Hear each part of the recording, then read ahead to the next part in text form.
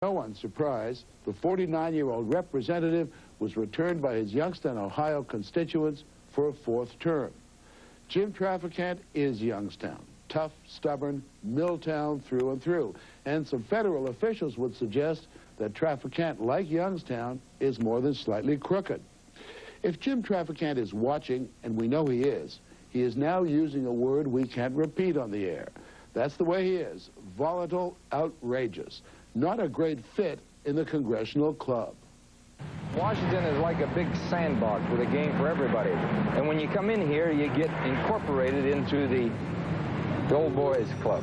And you learn that you don't make any waves and you do what's expected of you. And if you don't, you get your ass in trouble. A typical day for this untypical congressman begins on the banks of the Potomac. This may be a rotting hulk to the pristine yacht surrounding it, but to Jim Trafficant, it is home. Like it's an ugly duckling among the well-tailored smoothies on Capitol Hill. Morning. How's Dornan doing? Jim Trafficant is, to say the least, eccentric. Unlike many congressmen, he keeps his family in the shadows back in Youngstown. In Washington, he sleeps on his boat, but lives in his office. His haircut is out of Captain Kangaroo. His clothes out of a 1960s second-hand store. His favorite material, polyester. His favorite style, bell-bottoms and skinny ties. I like skinny ties. I debated over it, if I should wear a tie like you have. But then I'd feel that I changed because I'm in Washington, Morley, and I decided that I wouldn't. And until I want to change this damn tie, I ain't going to change it. Trafficant first entered politics in 1979 when he ran for sheriff of Mahoning County. In the process of winning, he made many enemies, among them the chairman of his own county Democratic Party, Don Hanni. Hanni says they're friends once again. Mr. Hanni, how much of Jim Trafficant is an act? I would say that Jim Trafficant is probably 90% real, 10% or 5% an act, and maybe 5% two cards short. Today he laughs, but when Trafficant was sheriff, you tried to have him committed. I tried to have him committed to a lunatic asylum. Right, no question about it. In fact, a psychiatrist examined Trafficant, passed his recommendations on to a judge who then ruled that the sheriff fell within, quote, the normal range.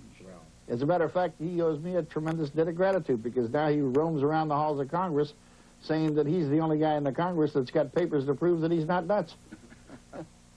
Jim Trafficant hates Washington. He thinks that the Congress, in a word, stinks, and that the system ultimately will beat him. They'll beat me. You kidding me? How are they going to do that? I'm a jackass. Well, we know that. I can't raise any money. The newspapers say I'm racist, anti-Semitic. Come on, you know all that. He got that label when he chose to defend Arthur Rudolph, a NASA rocket scientist who'd been accused of Nazi war crimes. The Justice Department made a deal with him. If he would leave the country, he would continue to get his government pension. Because I believe that if he's guilty, he shouldn't be getting $50,000, damn it. And if he's innocent, I honest to God believe that nobody in this country would want to see even a former Nazi like Arthur Rudolph go down in history as guilty if he weren't, including the Jewish community. And I think this, that the non-Jews in Congress stay away from Jewish issues because they're afraid of the perception. And I think that's a subconscious anti-Semitic position that many of them have. And I feel relatively free from, safer. Each member of the House chooses to make his mark in his own particular way. And I've chosen to do it by aggravating the hell out of everybody, because no one else and nothing else seems to work. His forum for that is his so-called magic minute. Every day Congress is in session, Trafficant uses a procedural loophole, an opportunity to speak for exactly 1 minute on the House floor. He's turned those 60 seconds into a platform to bash U.S. trade policy, and especially Japan. The bottom line is We have a crisis ahead that'll make the 29 crash look like a fender bender, and for all those who keep making light of it, in about 10 years, you try and eat your Toyota. For a man who rails against the system, Trafficant has had some success. His Buy American amendments, giving American firms a slight edge over foreign firms when bidding on government contracts, are now routinely passed. Why not give a little advantage to the American firms in our contracts to keep our people working? The fact is that countries can retaliate very, very swiftly against the United States. I agree, but Morley, what else can Japan do? They're doing it all now. Don't you understand that America is at war? I honestly believe in my heart America's at war. Casualties of that war is Trafficant's hometown, Youngstown, Ohio. Once the heartbeat of the American steel industry, now practically an industrial ghost town. Much of its business gone to Japan. Trafficant's Japan bashing has made him a hero in Youngstown. Obviously you care. You think the country cares? You think the country gives a damn about the Youngstowns? There's going to be a hell of a lot more cities like this to deal with our economy. What happened in Youngstown will happen everywhere else if there isn't a trade program developed in America. Tell you right now, if Jim Trafficant were running for governor of the state of Ohio today, he'd be elected. You put Jim Trafficant up in front of a bunch of blue-collar workers, and if there's 10,000 in the audience, he'll walk away with 9,999 on his side.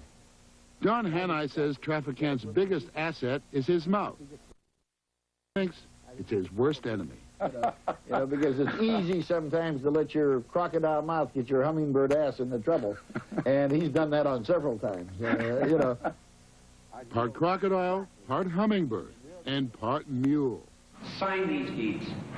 I will not affix my signature to any deed. While he was sheriff, he refused a judge's order to sign bank foreclosure papers that would result in the eviction of unemployed steel workers.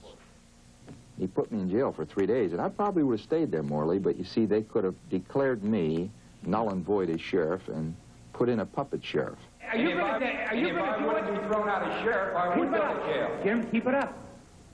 Now, do you want to sign those deeds and do your... I'll tell you, I hate signing those deeds in Mahoney County. I'll sign them if you order me. But I hate it because these people are losing their home. Sit up. So Trafficant signed the papers. But these were minor skirmishes. His real battle was with the federal government.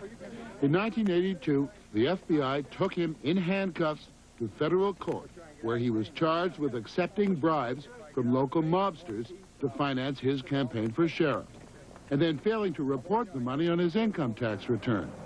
Central to the case were audio tapes in which Trafficant told a member of a crime family who'd given him money about money he'd taken from a competing crime family.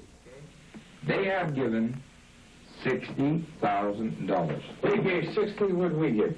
Okay? 103. Good. So now that's two-thirds of the pie. And then, serious or not, he says having taken the money, he might double-cross the three mobsters who gave it to him. What's to stop me from taking that money and having Jimmy and Joey and Claudia arrested? Taking for conspiracy to obstruct political justice. You mean you were going to take their money and then lock them up? So it's If I could. That was bull. I mean, that I don't swallow, you know. How did you know that he was taking money from the mob? Because I know that everybody takes money from the mob. You don't take the money, you put them on the other side. And if you put them on the other side, they take all their people with them. Why did you decide to sit down with the mob to take their money? Because the mob did control certain offices in town. And I made a conscious decision to finance a campaign to beat the hell out of people and to be competitive. Is there any way you could have won that election without taking that money? First of all, I didn't take any money. I raised money from some bums through the sale of tickets. And then I used that money to fight that same group. I'll ask the question. And I probably have won. Had you not raised money from some bums, you wouldn't have won. Probably not. When his bribery case came to trial, the government brought in a platoon of lawyers and a ton of documents. Trafficant, with no legal training, chose to defend himself. I was scared shitless. Sure I was. I was scared of the FBI, scared of the IRS, scared of the federal prosecutors and the Justice Department, scared of the mob, scared of everybody. His fears were unfounded. He was acquitted, even though the government had produced a signed confession. When it was all over, the jury, who'd been moved to tears by his defense, mobbed him outside the courthouse. It was the little guy triumphant. That to another, when he won the '84 congressional election. To many, he was a kind of blue-collar Jimmy Stewart. But his troubles weren't over. The IRS sued him for non-payment of taxes on the bribe money. This time, no tearful jurors, just a federal judge, and he lost. It was a kangaroo court. I could have stood on my head and spit nickels, and whatever I said or did had no impact in that courtroom. Well, kangaroo court or not, it is now on the record that you took bribes. No, it's not. You took mob money. No, it's not. Yes, it is. In his tax ruling, the judge stated that Trafficant had accepted $108,000 in bribes. Tell me, is there such a thing as a civil bribe? A bribe is a criminal act. Am I right or wrong, Morley? Right. I was acquitted of criminal acts. Now, this is the constitutional issue which I didn't have the money to go forward with, and I'd have been whistling in the rain anyway. How can you hold a man who's been acquitted of a criminal act and then bring a bribe back to be the focus of a tax trial when a jury of peers has acquitted him of the criminal act of bribery? Bribery, there is no such civil statute. No, it's a good point. Not only a good point, that's a constitutional issue. What did the judge say? What do you think the judge was going to say? The judge said guilty.